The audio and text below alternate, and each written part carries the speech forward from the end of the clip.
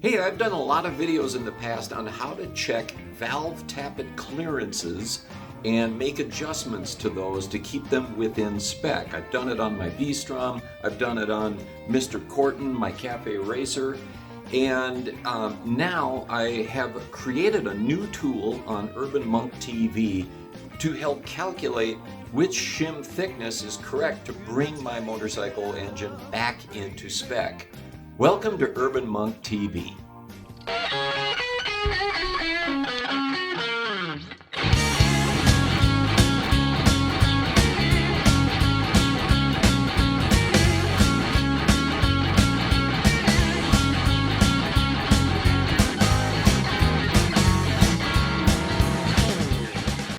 So you guys, I've got multiple videos on how to do a valve tappet clearance check.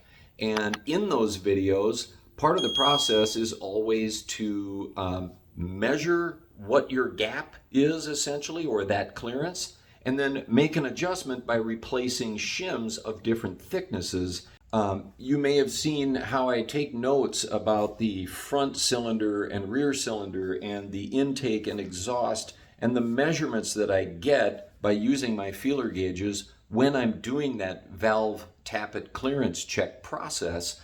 But once I have those measurements, then I need to calculate the change. In some cases, I'm taking a shim out and putting a different shim of a different thickness in to adjust that gap into the correct range, or what is often called the spec.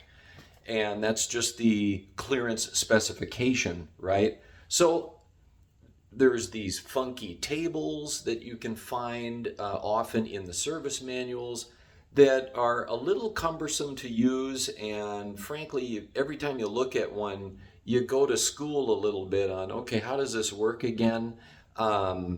They work, but I've built a tool that's a lot simpler where I can just take the measurements that I get with my feeler gauges, input them, and it outspits the correct shim size to put into my motorcycle. And it'll work for any motorcycle that has adjustable shim thicknesses where you take a shim out, put a new one in, that kind of thing.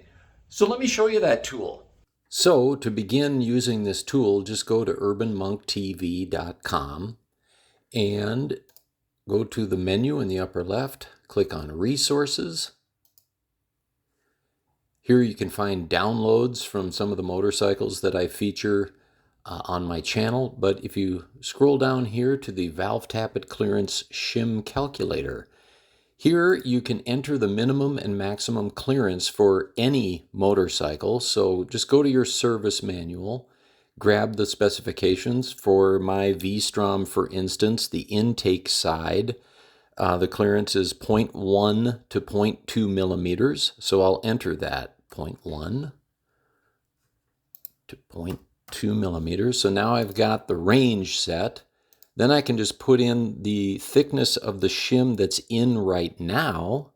Let's say there's a 2.75 shim in my motorcycle. This is hypothetical, but whatever you find in your bike right now, put that value here, and then the measurement that you got. Now let's say we want to do something in range. Let's say you measured 0.1. Well, then it's going to say you could use a 2.7 because you're in spec, but you're near the minimum. And obviously you want to be a little bit higher up in the range to give yourself some time to wear. But let's do another hypothetical. Let's say you measured it and it was 0.09 clearance. Well, now it's saying use that same shim, which is 0.05 of a millimeter thinner, and that would increase your gap or your clearance to get within the range. And it says right here that adjustment is needed. So then that would bring you to 1.4 if you moved it 5, right? 0.05. If you were above the range, let's say you were at 2.1, then it would again say that an adjustment is needed. This is the resulting clearance that you would get if you put this new shim in. Now, it's important that you have these measurements correct I recommend getting those from the service manual.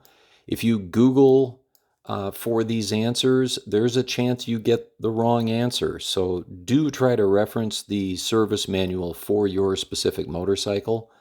You can just as easily do this on your phone by just navigating to urbanmonktv.com, and same thing like on a desktop computer, menu in the left-hand corner, resources, and scroll down and you can use the shim calculator.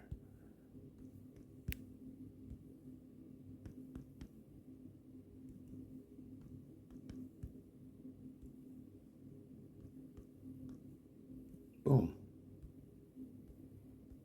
Using the phone might be more convenient in the garage, depending on your setup. A little bit of a caveat on shims. So shims come in different sizes. You can have these larger ones, or they can be really small like this. But what really matters is their thickness, right? And yes, I mean, you do need the right diameter shims for your particular machine. Look that up in the service manual. But once you use the Urban Monk TV shim calculator to figure out what size shim you need to put in, you know, you'll physically grab something like this and you need to determine, well, what size is this thing? One way is to use a caliper, but a lot of times you don't need a caliper to do this. They'll say right on the shim. So if the tool says use a 2.75, I would grab this shim. I don't know if you can see that. 2.75. But some shims don't use the decimal. They just say, this is a 2.65 millimeter. As you can see. And this 2.75 is a 2.75. 2.8 is 2.8. So whatever that calculator tool is telling you, if it says 2.8, then use a 2.8. If it says 2.65 and you have a 265, this is the correct one. They just don't put the decimal in sometimes. And of course, if for whatever reason you're measuring these in inches or decimals of an inch, you can convert this stuff easily enough. Just convert from inches to millimeters, and there's going to be your result. So that's it. I hope you guys enjoy this new tool and that you will use it. I'm leaving it there on urbanmonktv.com for anyone to use. And don't forget to check out my book, Creating Mr. Corton, the memoir of the building of my custom cafe racer from a Suzuki GS550. Just a journey through a build. And you can see that entire build here on my channel. Just go to my playlists and the GS550 cafe racer build is there. I believe there's 130 or 103 videos. There's a lot of entertainment. Hey, if you like this channel, please click that like button and subscribe if you want to become an urban monk. Thanks for watching.